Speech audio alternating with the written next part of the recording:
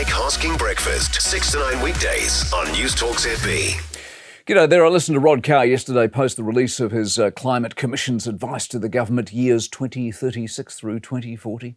He is unfailingly polite, old Rod. When it was put to him that the government, who have launched their own inquiry into methane, might be cutting across his work, he was having none of that, despite the fact that's exactly what the government are doing, of course. Every time I've asked him on the program whether he gets sick of governments ignoring or amending what he advises, his answer's always the same. They are set up to give the best knowledge currently available. It's up to the government of the day to do what they will with it. It's a weird old business. The only reason I raise this is mainly because I couldn't do a job where I knew what I was saying was going to get messed about with for political reasons and or ignored. Anyway, he's made two critical points. One, if we miss our target, this is the net zero by 2050, which we may well do, probably will, we can get there by buying our way out of it, like the carbon credit market, for businesses, those auctions they hold 4 times a year. We'll simply purchase credits from somebody else who's done better than us. Now, that's a big unknown as we speak, basically, because we have no idea whether we'll make it or not. I mean, most likely we won't be net zero by 2050. How far short we'll be, we don't know that either. What it will cost to get ourselves out and buy these credits,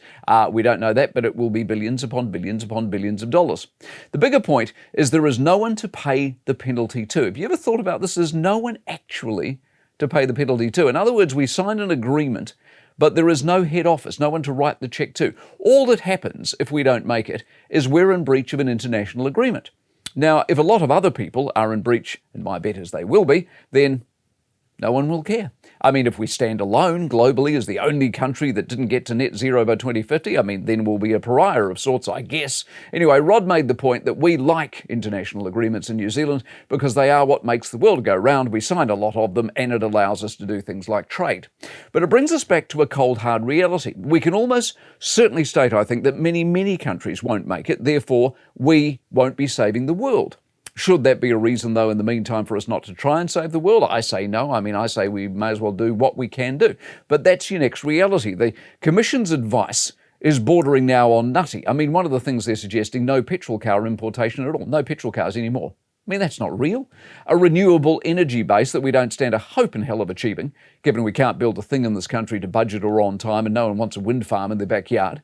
The advantage of this is as we draw closer to 2050, is the advice I'm suspecting will get weirder and weirder and the outcomes will be clearer and clearer because we know we will not be making it. In other words, they will be increasingly obvious to even the zealots of how undoable all of this is. So the big question then what?